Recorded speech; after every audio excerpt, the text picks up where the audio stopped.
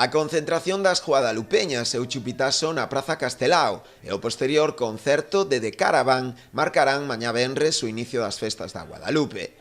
Uns festexos declarados de interese turístico galego que espertan o interese non só dos veciños da localidade, senón tamén de miles de forasteiros. Este ano, como nos anos anteriores, cargado de actividades para todos os públicos, pensando en toda a xente, sexa familia, sexa mocidade, sexa tamén para a xente que acude en masa pois a bailar ao son das orquestas no que creemos que é un dos espazos, dos salóns de baile máis masivos que é o campo, non é a Praza de Castelao de Rianxo, ao longo de todas as xornadas nas que hai festividade. Pero se non temos a colaboración do pueblo, a festa esta de Guadalupe non é só da comisión, é do pueblo, é das parroquias que se voltan generalmente que a festa esta.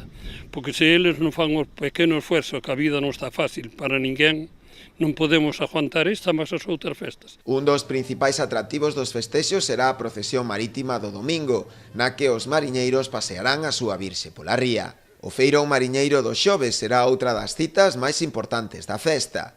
As principais rúas da vila converteránse ese día nun mercado tradicional, que cada ano conta con maior implicación dos veciños. Pero sen dúbida un dos momentos máis importantes das celebracións chegará o próximo venres, co fin de festa, na que miles de veciños e visitantes entoarán a rianxeira a luz das bengalas. Calquera persona que está aquí e que o ve, que o vive, que o participa, non é nin siquiera capaz de describir o que cada un, as sensacións que cada un ten nese momento. Non é algo que hai que vir e hai que ver.